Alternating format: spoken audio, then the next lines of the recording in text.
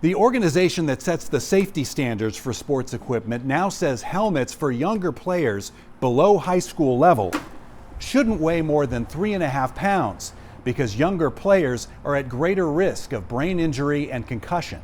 The youth football helmets for 7th and 8th graders at school districts around San Antonio weigh from 4 to 6 pounds. The same goes for helmets worn by kids in youth leagues, where the players are as young as 6. My son's favorite player is Ja'Marr Chase. Michael Ford's son played for the San Antonio Outlaws, and he manages equipment for the team.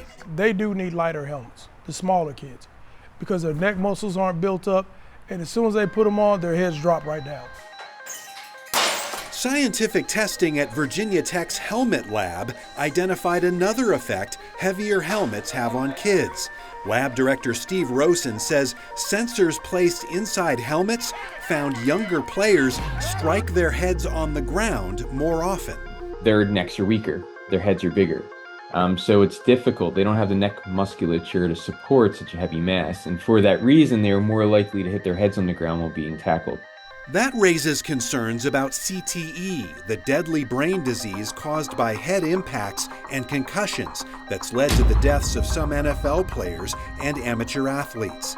Michael Ford says the new helmet weight standard is big news for him and other parents. Well, whatever protects the kids, I'm all for it.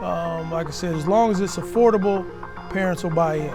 Affordability is an issue. Youth helmets can cost from $150 to $400. Ford says parents with children in youth leagues have to bear the entire cost.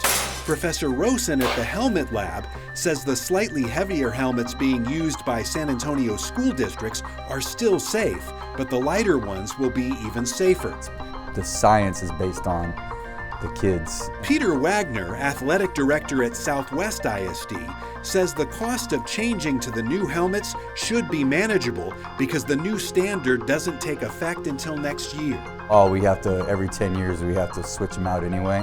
So in 2027, all of our new helmets will meet those standards. So we have perfectly safe helmets. These are just based on better science. There is no national board or governing body that can make schools and leagues switch to the new helmets.